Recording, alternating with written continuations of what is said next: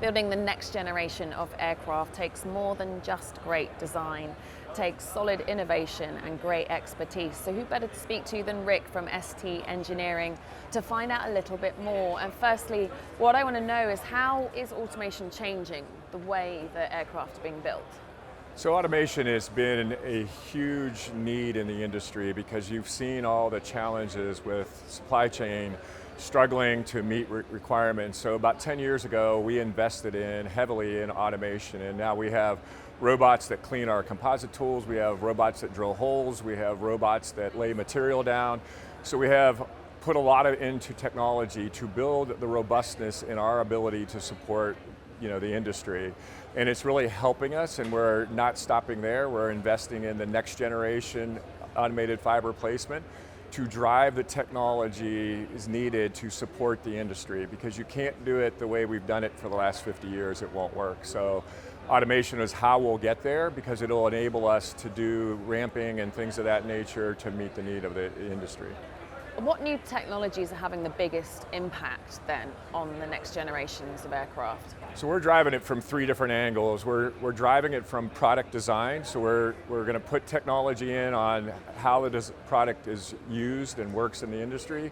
We're also going to look at how do we drive technology in our, in more automation and how we can do more of that. And then we're also going to use AI to help us simplify that process and really make it more efficient and more effective. So I think the combination of those three areas, and it'll start with improving this different types of actuation systems we use. We're going to improve the electrical actuation process that. We're looking at acoustics. Acoustics is all about sound absorption and making the aircraft quieter. So we're driving new technology there to help make the aircraft be more acceptable, more sustainable in the community. And then on the automation side, we're investing probably another $30 million in new equipment this year to drive more technology in our manufacturing process. We're on our 4th generation of automated fiber placement. It's how we put composite material down. And all those things will enable us to provide a better product for our customer.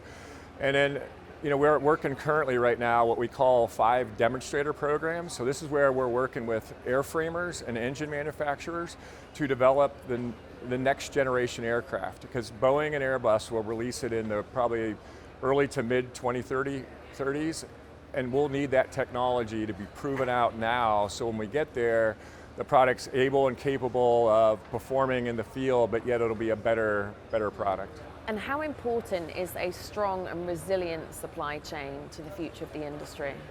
Supplier resiliency has been a huge challenge for the industry in the last 5 years. We've seen many of the large manufacturers, both on the engine side and the airframer side, struggle to meet the needs of the industry.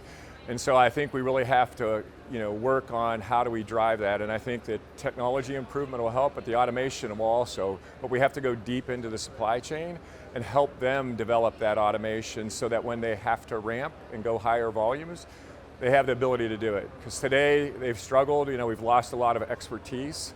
And so now you need that automation to make up for that expertise that you've lost in the industry. So it definitely is a focus for us. We're spending way more time working with our supply base to get that robustness to be stronger. I feel like they've been real buzz topics that have come up a lot this week at Farnborough Airshow. Have you found that too? Yeah, it is. When you talk to customers, not only do they want to know, are you investing in technology and automation, but they want to know, what are you doing to your supply chain to make it more resilient? How are you doing that? Plus, looking at, instead of designing one product, well, maybe we design 3 products that we can use so that we have redundancy, so if we're not relying on one supplier perhaps doing that process. So we're looking at several things like that as we do these demonstrator programs so that we can say, okay, instead of having one, let's have 3. And then that gives you more resiliency, because you have 3 suppliers that can meet your demand rather than just one. Why is Farnborough Airshow an important place for you to be present? Because it's very exciting to meet with our customers, show them what we're doing technology-wise, show them what we're doing with automation, but it's also equally important to meet with the suppliers, because a large quantity of our suppliers are here at the show as well. So it's a great opportunity to talk with them and understand what are they doing to help build that resiliency, because they understand that we're only as good as their capable of meeting the needs. So we have to work together in a partnership to drive that improvement. Well, Rick, it's been a real pleasure speaking to you, and I'm very pleased that Farnborough has been a success for you, and I hope it continues to be in the future. It's been very exciting, and thank you very much.